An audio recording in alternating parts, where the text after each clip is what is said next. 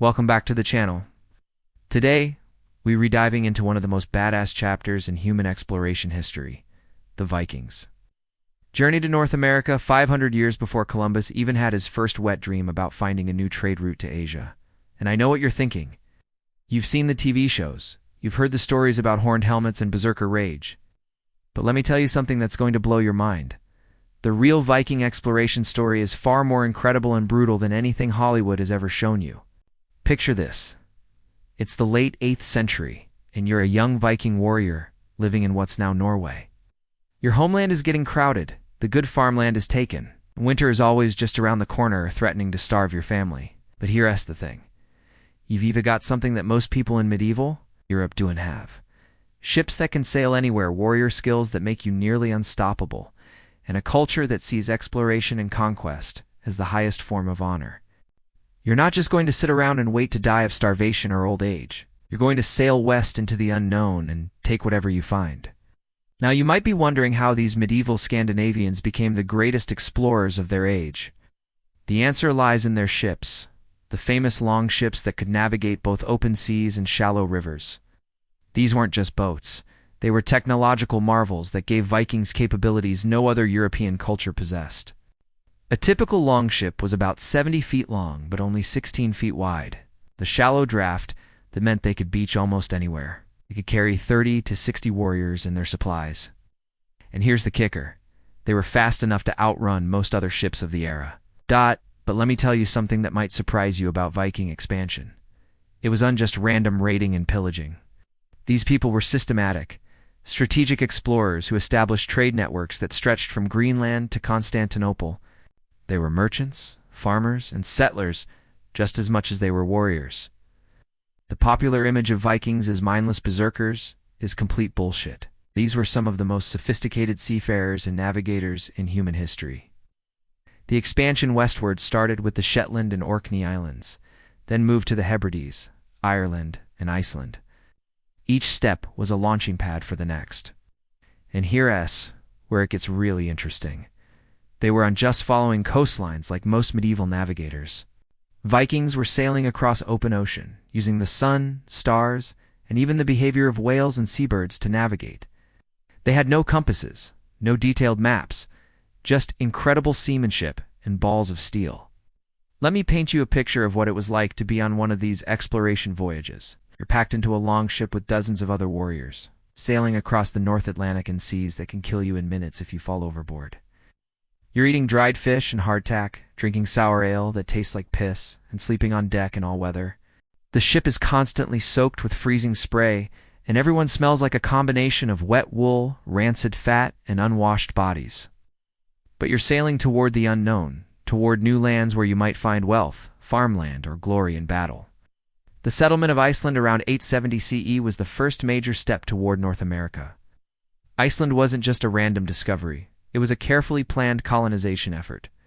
The early settlers brought livestock, tools, seeds, and everything they needed to establish permanent communities. They created the Althing, one of the world's first parliaments, and developed a sophisticated legal system. This wasn't a temporary raiding base. This was nation-building on a massive scale. But here's what really shows you the Viking mindset. They weren't satisfied with Iceland. Even after establishing a successful colony with good farmland and fishing, they kept pushing west. In 982 CE, Eric the Red was exiled from Iceland for manslaughter. Now, most people in his situation would have just gone somewhere else in Iceland or returned to Norway. But Eric decided to explore rumors of land even further west. Eric's exploration of Greenland is a perfect example of Viking determination and propaganda skills. The place was mostly ice and rock, barely habitable even by medieval standards. But Eric named it Greenland to attract settlers, and it worked. Within a few years, he had established 2 major settlements with over 3,000 colonists. These people were literally living on the edge of the world, surviving in a land where one bad winter could wipe out entire communities. Now, let me tell you about the violence that was part and parcel of Viking expansion, because this isn't just a story about brave explorers. Vikings were raiders and slavers who left a trail of blood across Europe and beyond. When they arrived in a new area, they didn't just trade and settle, they conquered. The Viking raids on monasteries like Lindisfarne in 793 CE weren't just robberies, they were psychological warfare designed to terrorize entire populations. The Vikings perfected a style of warfare that combined surprise, brutality, and mobility. They would appear suddenly from the sea, strike hard and fast, then disappear before organized resistance could form.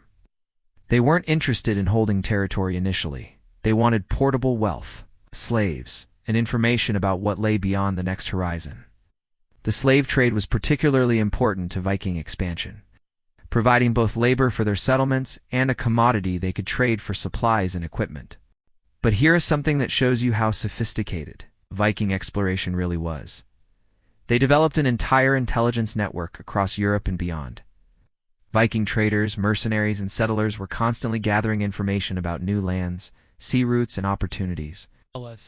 When Leif Erikson decided to sail west from Greenland, he wasn't just hoping to stumble across something. He was following up on reports from other Vikings who claimed to have seen land to the west. The Greenland settlements were the final staging ground for the North American expeditions.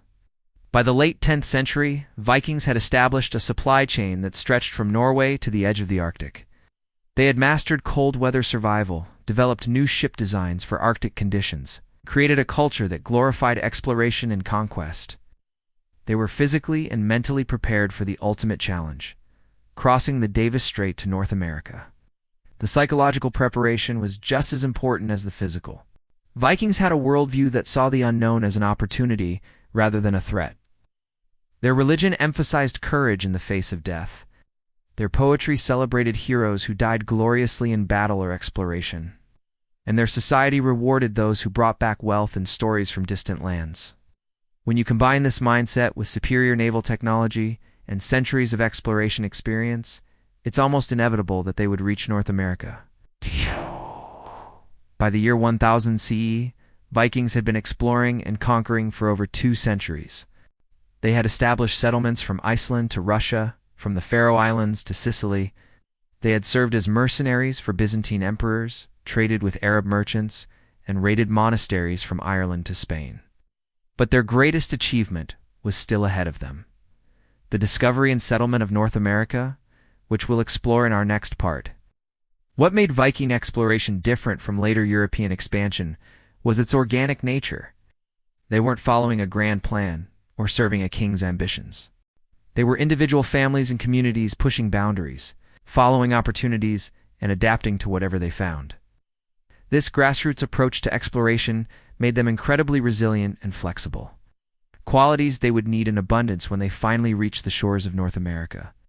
In Part 2, we'll follow Leif Erikson and his crews as they make the dangerous crossing to North America, establish the first European settlements in the New World, and encounter the indigenous peoples who had been living there for thousands of years. Trust me, the reality of Viking America is far more complex and violent than the sanitized versions you've probably heard.